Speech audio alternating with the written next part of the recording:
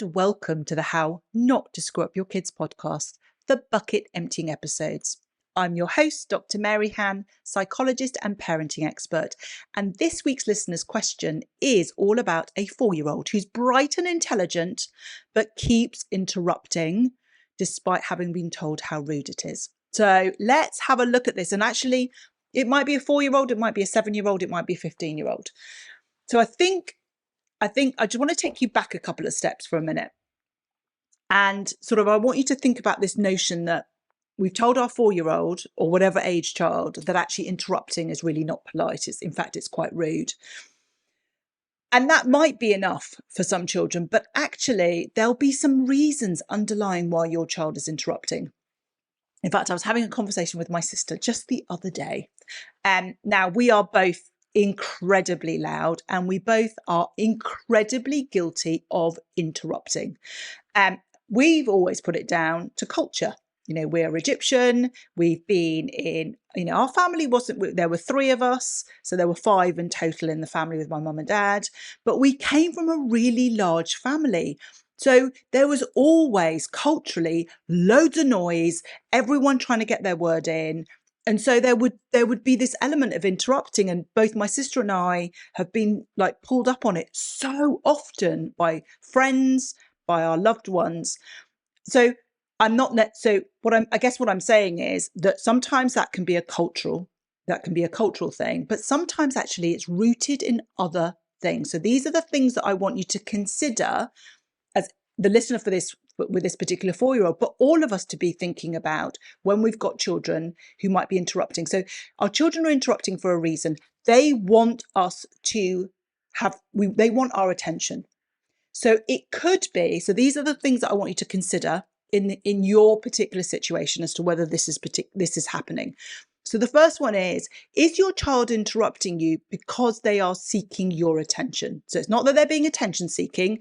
And remember that even if they are being attention seeking, if we're parenting in the long term, if we're thinking about the adult that we're going to be raising, the resilient adult, we need to look for what's the feeling, what's the emotion behind the behavior. Yes, interrupting isn't societally deemed polite, it's deemed, impolite or rude. But what's the reason why they're doing it?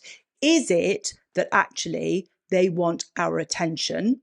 So if that is the case, can we reflect on how we are with them? Do they have a new sibling? And so they're vying for attention. Have they started school? And so they're feeling that they're missing out on things. What are the motives behind them seeking out that attention that we can address directly rather than necessarily looking at the fact that they're interrupting? Because when we're looking at these things, it's really, if we keep having the same conversation, which I suspect the parent of this particular 4-year-old feels that they're banging their head against a brick wall, constantly saying, you mustn't interrupt, it's rude. How many times have I told you? But if we're trying to deal with that, which is at the surface level, but not really getting to the root cause, which is actually, I feel as if I'm not getting enough of your time or attention, for whatever reason that might be. It may be legitimate. They've got a new sibling, they've started school, life has changed in some particular way. And so they're actively trying to rebalance that. Or it could just be that they're feeling not terribly confident. They're feeling a bit insecure about things. And whilst we're giving them lots of time, they're still wanting more. But it's looking at what are the things underneath, because that, if we deal with that particular issue, if we deal with that concern, then it will naturally then resolve this sort of constantly interrupting. So it's really looking at it from that perspective. So if they're actively seeking our attention, what's the reason behind that? And then should we address that? So that's one way to look at it. The other way is actually just helping. If you've got a child who really struggles with their impulse control, so it's almost like, I've got an idea, I've got a thought, and I need to tell you immediately. I can't pause. So rather than us looking at the issue from the perspective of why do they not just understand that this particular societal way of managing things, and instead we look at if there's an attention thing, or actually maybe they just struggle with impulse control. They're just finding it really difficult to take that moment to pause. Then we can teach them a really great skill, It's a really, really good technique for this. And what we're doing is we're teaching them to alert us to the fact that they want to tell us something. And they can do that by touch. So I'm just going to sort of put my hand out. So what would then happen is, let's say they want to speak to us. And what would happen is that they would put their hand, on our shoulder, wherever it is, wherever they're able to. Yeah. That means I want to tell you something.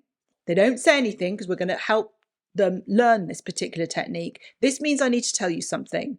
Our hand on top of their hand is I recognize you need to tell me something, and I will turn to you when I'm able to, once I've finished what it is that I'm dealing with.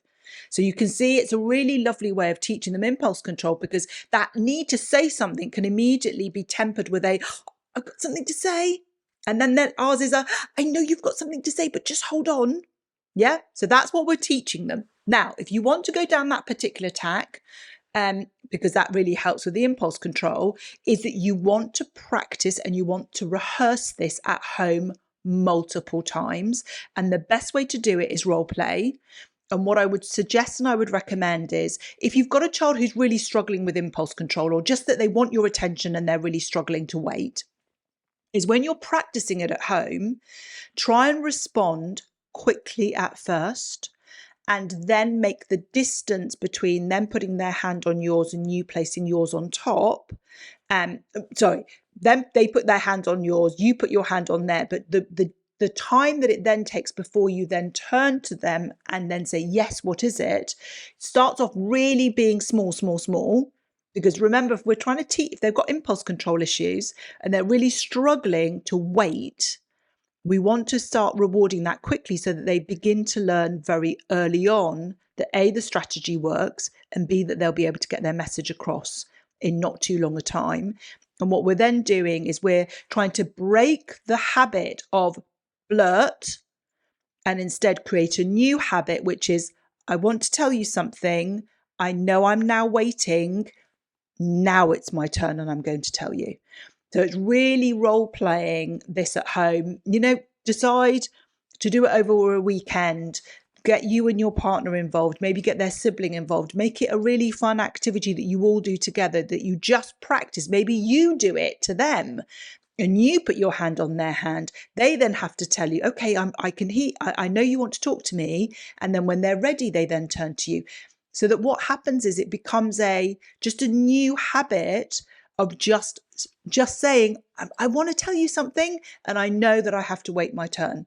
So that's one way that's really good. The other thing that you can try, again, which just builds on that, again, in terms of impulse control, but also this idea that conversations are about turn taking, is you can pass around a wooden spoon or anything. Wooden spoon's a great one, but if you can come up with something else, then use it. It doesn't matter what it is. But the idea is only the person who holds the wooden spoon can speak. So you might play a fun game at home where you just take it in turns to hold the wooden spoon, and then somebody might want to say something, but they have to wait. So maybe you decide, we're going to talk, have a conversation around Mickey Mouse. And everyone can have a say, talk about what their favourite meal is or whatever it might be. But you can only speak when you have the wooden spoon in your hand. And so you can create rules around putting hands up, maybe putting a hand on someone else's hand, whatever it might be. It's about creating something that gives you the opportunity to teach, train and practice this notion of taking turns. So I hope that answers the question and is helpful for all of you, because I think this is probably an issue that we all face quite regularly. If you have enjoyed this episode, you know what I'm going to ask. If you enjoyed this episode, I would be eternally grateful. Gosh, I thought I was going to go into song then, but no, I'd be eternally grateful if you could follow, rate and review this podcast so that others can find us and we can spread the love. So until next time.